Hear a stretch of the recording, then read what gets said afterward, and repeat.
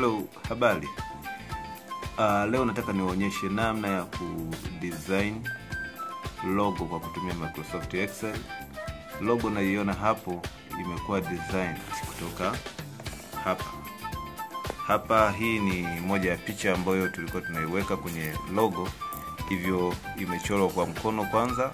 Baada ya kuchorwa kwa mkono ikawa designed, na unavyomuona mtu huyu ndio huyu hapa.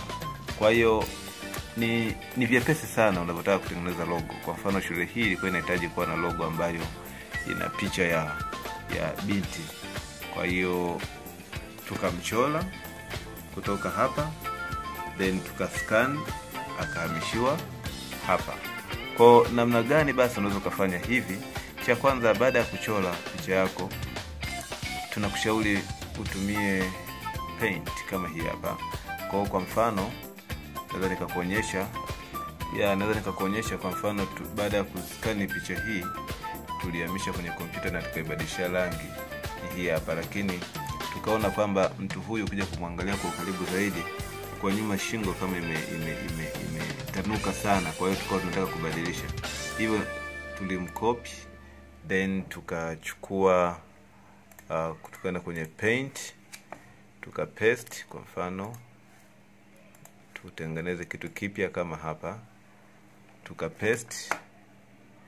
Baada ya kupaste tumekuja tukachukua hichi ufito. Kwa hiyo shida yetu ilikuwa ni kuondoa hii shingo isiwe ndefu sana, na tulifanikiwa. Unaona picha inavyobadilika. Baada ya hapo tulichukua snip kwenye kompyuta yako. Kitu chenyewe ni hichi hapa. Unachukua new, then una copy. Ukishapiga screenshot ya kwenye kompyuta utakuja kupaste picha yako hapa. Then baada ya hapo mtu wetu huyu ambaye alikuwa hapa, una uwezo basi wa kumhamisha kutoka kwanza. Huyu utakuwa ipeleke picha iende backward, send backward, ili ukimweka iweze kukaa kwa nyuma ya maandishi haya.